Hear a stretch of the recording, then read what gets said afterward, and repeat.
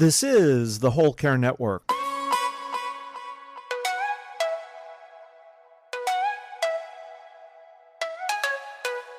Helping you tell your story one podcast at a time.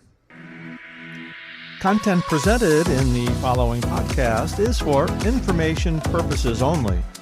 Views and opinions expressed in this podcast are solely those of the host and guest and may not represent the views and opinions of the Whole Care Network. Always consult with your physician for any medical advice, and always consult with your attorney for any legal advice. And thank you for listening to the Whole Care Network.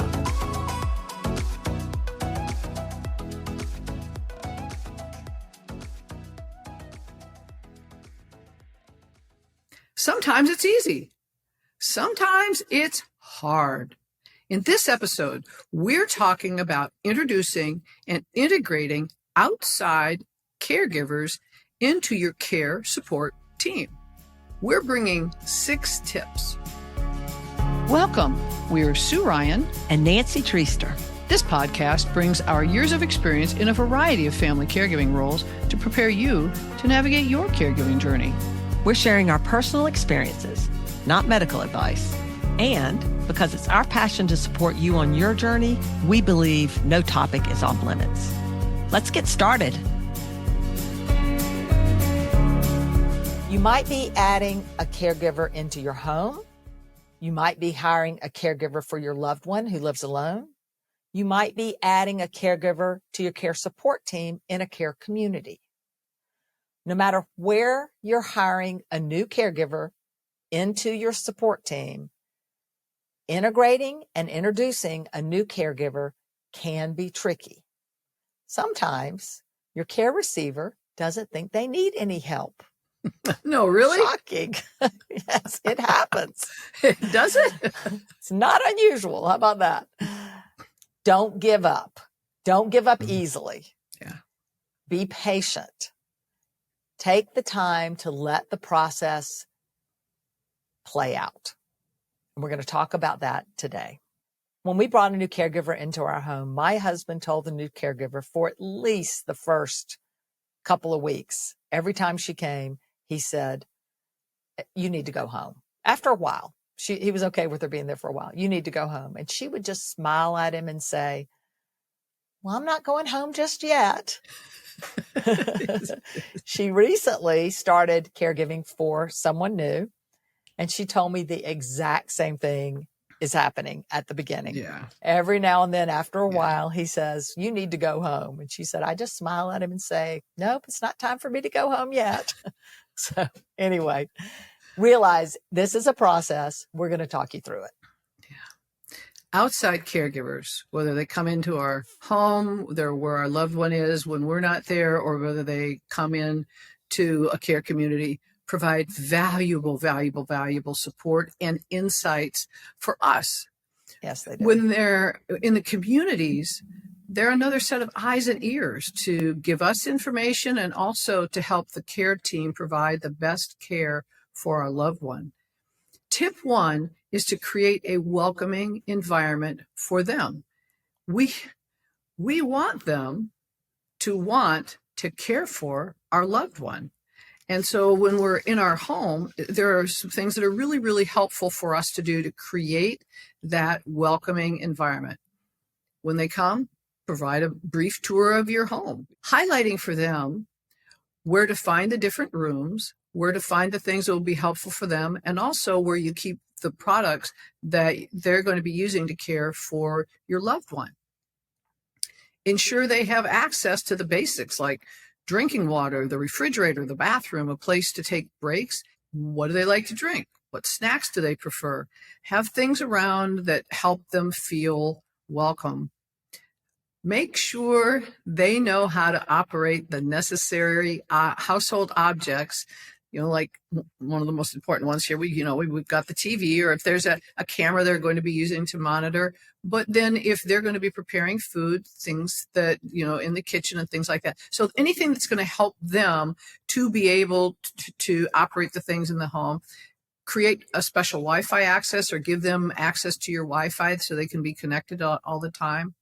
and show them where their personal effects go. A purse, a jacket, a backpack, whatever those are, show them specifically where they can put those.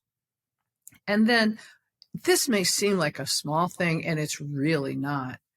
Create a little welcome basket for them, something that shows that you're intentionally welcoming them into your home.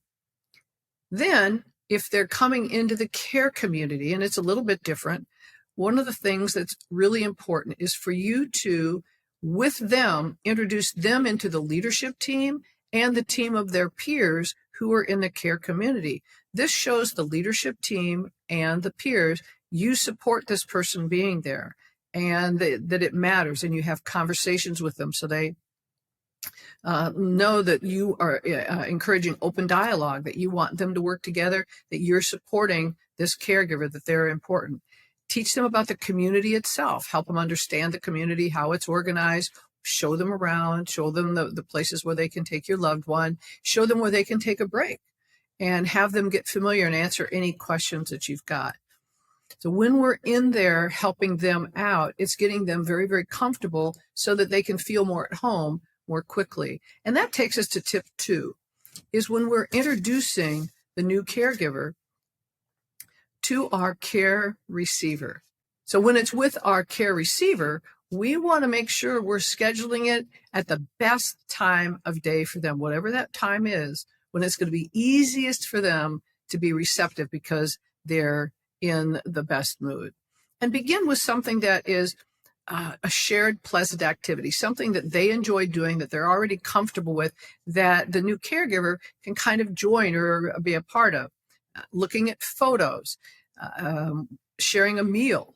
If your loved one is living at home and they're resisting outside help, we want to start by telling them the truth they need to hear. And you'll hear us talk about this in many episodes. There's the truth, and the truth our loved one needs to hear. And what they need to hear is something that's going to be comforting and reassuring to them. And so if they're somewhat resistant, the way we may choose to introduce our caregiver in the beginning is they're actually there to be providing us help. And we're introducing them to be a support mechanism for us. So we're not focusing on our loved one. It's focusing on this. And it's a little bit of a different shift, but it can make it a whole lot easier for them. So we're going to ask, for example, the caregiver to do something that would be a normal part of what they would do. Some of the light household work, like maybe changing a bed or fixing lunch. When we're talking with our care receiver, introduce them, well, this is Sarah, and she's going to be doing some things around the home to help me. So right. The truth they need to hear is something that we're not bringing somebody in to help you because we can't handle things. And then simplify it. Invite them to come along on errands with you, or go to a doctor's appointment, go to the grocery store, go get something to eat. So do things that are gently integrating them into your lives, and it's more on the fact that they're a part of the team with you. I like that, Sue. And don't be surprised if, particularly the first visit, that you don't need them to stay the whole time. So chances are you've signed up for a 4-hour minimum, either with a private caregiver or with a care service. And sometimes that first visit is you're sort of run out of things to do, or starts to get a little bit awkward with your care receiver. So don't be shy about, after a period of time, if one of those two things happens, sending the caregiver home early. But realize if you do that, they're going to get paid by the agency for the whole 4 hours. Or if they're private, you need to pay them for the whole 4 hours, because you booked those 4 hours. They didn't give those 2 hours to someone else. So you need to pay them for the whole time. But just don't be shy about the first visit, just cutting it short if that feels like the appropriate thing to do. And don't be surprised if it does. Now, if your loved one lives alone, try to get, and you can't be there, try to get a friend or a family member. First, obviously, if you can be there, great. But if you can't, try to get a friend or a family member to be there, so that there's a third person to sort of judge how things are going. You don't want to just be reliant on your care receiver to tell you how it went with this person. It'd be nice to have, another opinion. If that's not possible, sometimes you live in New York and your mother lives in Florida and you're helping hire someone, and you get a caregiver to come to their house, but you can't be there and there's not a family member who can be there. Some of the best ways to introduce the new caregiver is to think of them like a friend. What would you ask a friend to do for your mother? Take your mother out to lunch, help her run an errand or two, come up with some activity that would be typically what a friend would do to help her, and just leverage the paid caregiver to do those activities. It's just a good way to gradually introduce the concept of there's someone else who's going to be involved in the care. Another thing that you can be doing with that when you're not going to be there, no one else is going to be able to be there with the caregiver the first time and you live out of town. If your caregiver is able to use like Zoom, if you're used to having either any kind of a FaceTime or anything like that, go ahead and have one of those so that your loved one gets the message that the caregiver is someone who you're familiar with and you're already comfortable with, and you can kind of mimic what that would look like and have a little bit of a conversation there. Great if idea. That's part of the way the communication can still be going. So we've introduced the new caregiver. Now, tip 3 is we want to educate the new caregiver on our loved one. The first thing you're going to do is you're going to go through the care plan with the new caregiver. Now, soon I have an episode on what is a care plan and how to create a care plan. So listen to that episode to get a lot more detail about the care plan. But for your care plan, you don't want to overwhelm the new caregiver, but so you need to show them where the care plan is and how to get to it, but go through the parts of the care plan that they'll be responsible for today, and then ease them into other parts of the care plan over time. Once you decide this person is the right person and all is good, you can expand on the care plan. So that's part of how we're going to help our new caregiver get to know our loved one. We want to share photos. We want to tell them about our care receiver's background, what they did for a living, where they used to live, really just get them immersed in who they're going to be taking care of. If it's appropriate, you can sit down the 3 of you and let the care receiver tell their own story if they're open to it. That's a good way for the 2 of them to start to get to know each other, or flip through photo books together. Totally up to you whether that's appropriate, but it's a good way to get them to get to know each other just a bit. Now, we've introduced the new caregiver. We've educated them some on our loved one. Now we're going to begin to build trust. And that is tip 4. We're going to build trust, but build it gradually. And some ideas here are to try. Now, first, let me say, a professional caregiver is going to know how to do things often better than you do. Absolutely. I've learned so many things. A new caregiver would come in and they'd say, well, why do you do it that way? I'd be like, well, I don't know. This is kind of how we do it. They'd say, well, here's how I've always done it. And I'll be like, oh, that's a really good idea. Yeah. So you will learn so much from them. But at least initially, ask them to try to stick to the way that your routine is, because your routine is what your care receiver is familiar with, and you can slowly change it over time. But just ask them to honor the way you do things for now, and then slowly but surely, as everything, as trust is built, you can start to integrate some of their ideas, and I promise you probably better ways of doing things into the way you handle things. Also start with less intimate tasks. So for the first few visits, they don't need to be helping your loved one shower or change their clothes or changing their Depend-like product. At least let your loved one get to know them a little bit before they're taking off their clothes in front of them. Just something to keep in mind, not necessarily what needs to happen day one. So check those more intimate activities and schedule those in after we build some trust. Now, once you see that trust has started to build, this is your chance to slip out for a little while and leave the 2 of them alone together. So you'll know when the right time is. Usually it's only a few visits in, and you'll say, I need to run to the grocery store, or go pick up the dry cleaning, or run to a doctor's appointment. And you'll leave the 2 of them alone together. And that really is when you're off to the races and all is good and you should be able to leave them alone and get work done or whatever you need to get done while your caregiver's there. Another thing that helps us with those transitions is tip 5, which is being very clear about communications and expectations with the other caregiver. And what we want to make sure that we're encouraging, giving permission for, modeling with them, supporting them, everything is open communication, is sharing things, is we want them to feel comfortable. Like Nancy just mentioned that the caregiver had a better way of doing something. If they didn't feel comfortable telling you that, right, they wouldn't tell you. And they may know something that's really, really great. They will know something too. That's what the net is. You need to open the door so that those things can come flooding in. we need to open the door. And so it's important. And in any new relationship, you're learning that. Make sure you keep sharing with them and reinforcing, because not everybody is that way, that we want the open line of communication. We want them to share with us the things that would make it easier. We want them to feel comfortable if there's something they see that could be done differently, or if there's a way that we could be supporting them, getting something to help them, they need some more time, anything that we can be doing. So one of the things that we start with is asking them, what's helpful for you to know? Another thing that's very, very helpful is to have conversations about meal arrangements. When we finally brought in a caregiver for my grandmother, she was on a very restrictive kind of diet. And we had offered to feed her. We had offered to help her, to allow her to have meals because she was preparing the meals for my grandmother. She said, no, I'll bring my own meals in because I have specific requirements.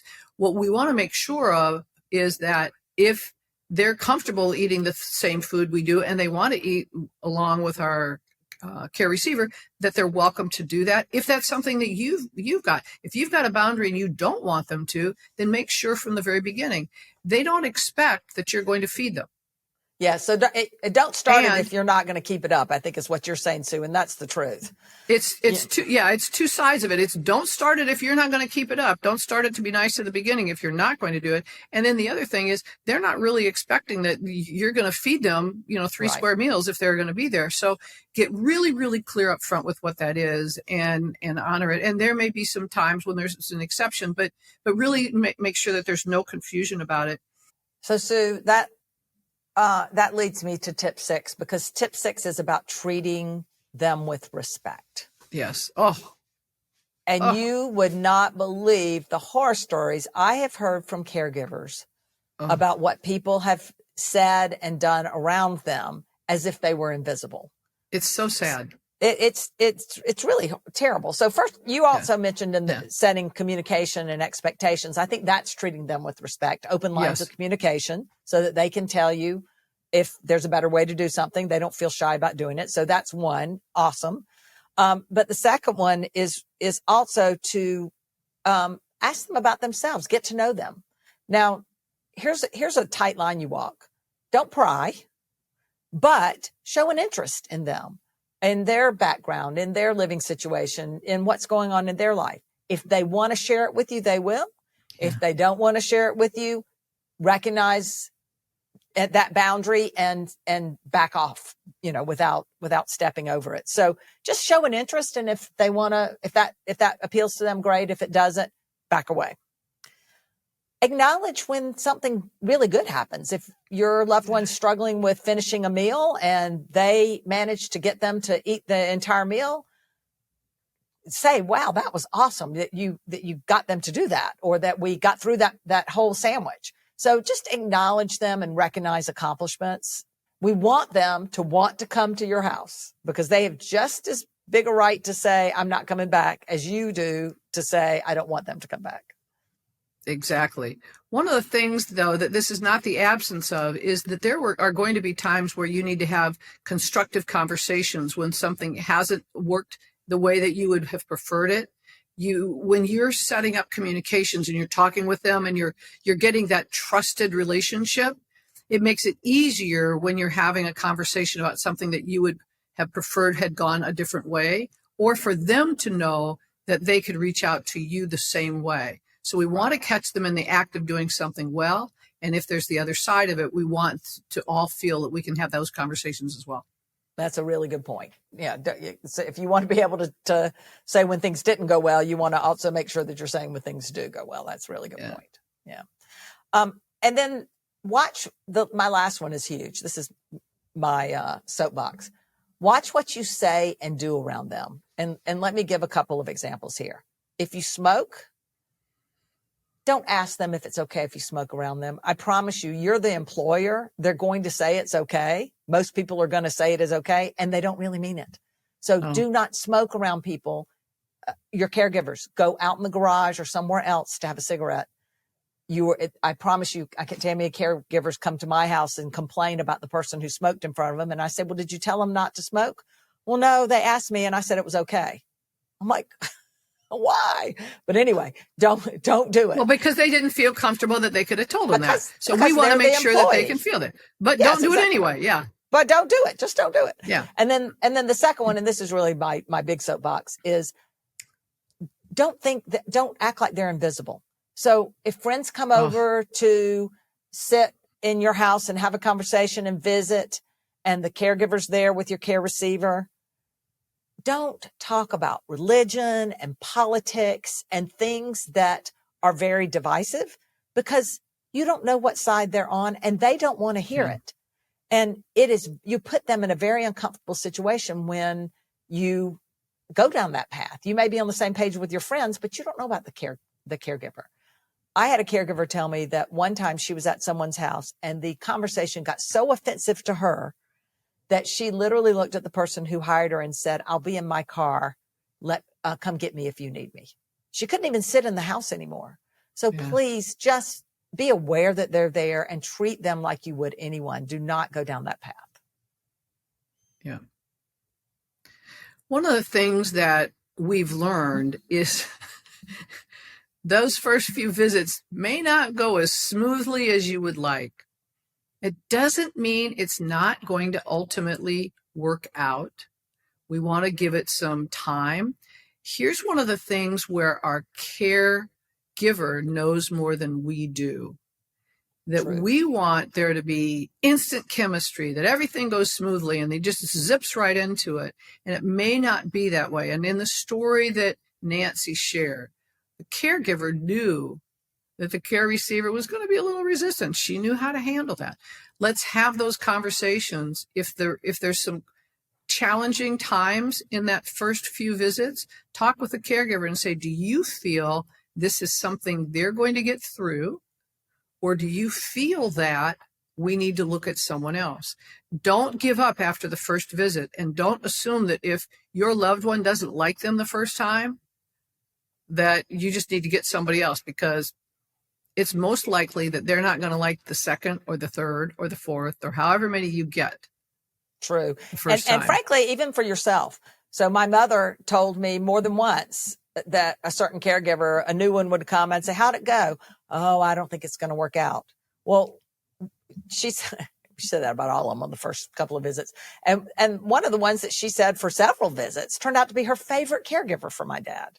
And even my husband's main caregiver, who was with us for almost 4 years, when she first came the first few times, I thought, this isn't really what I need. She's not the right fit. She needed to get to know us. I needed to get to know her better. And she turned out to be, of all the caregivers I've had, and we've had many between the households that we had care receivers in, she turned out to be by far the best. And yet, if you'd asked me in the first few visits, I'd have said, no, I don't think it's going to work out. So please practice the blessing of patience. Yes. And work through it, and you'll ultimately figure it out down the road. After, sometimes it's like my husband, it works out right away. Sometimes it's like my grandmother, and you pray for patience. Right. And sometimes it won't be the right caregiver. I don't want to pretend it's all about patience. Sometimes it's just not right. And that's okay too. Yeah. That's okay too. But by going through these tips, we get clarity on that. I agree. It's easier to get clarity, but do know that you're niggling that it's not right may need a little more time before you really make that decision. So let's summarize. In this episode, we talked about how to introduce and integrate a caregiver into your care support team. Mm-hmm. We shared 6 tips. Create a welcoming environment. 2, introduce the new caregiver. 3, educate the new caregiver on your loved one. 4, build trust gradually.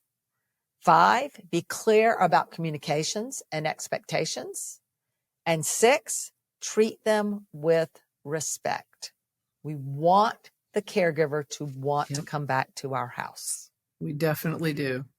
Now, if you have tips that you think would help people integrate a new caregiver into their care support team, please leave those on our Facebook page or our Instagram page. The links are in the show notes. Anything we talked about here where we feel like you need more information on, there'll be a link in the show notes for that as well. If you like this podcast, please follow it or subscribe to it. Please share it with other people as well. We really, really appreciate it. We're all on this journey together. Yes, we are.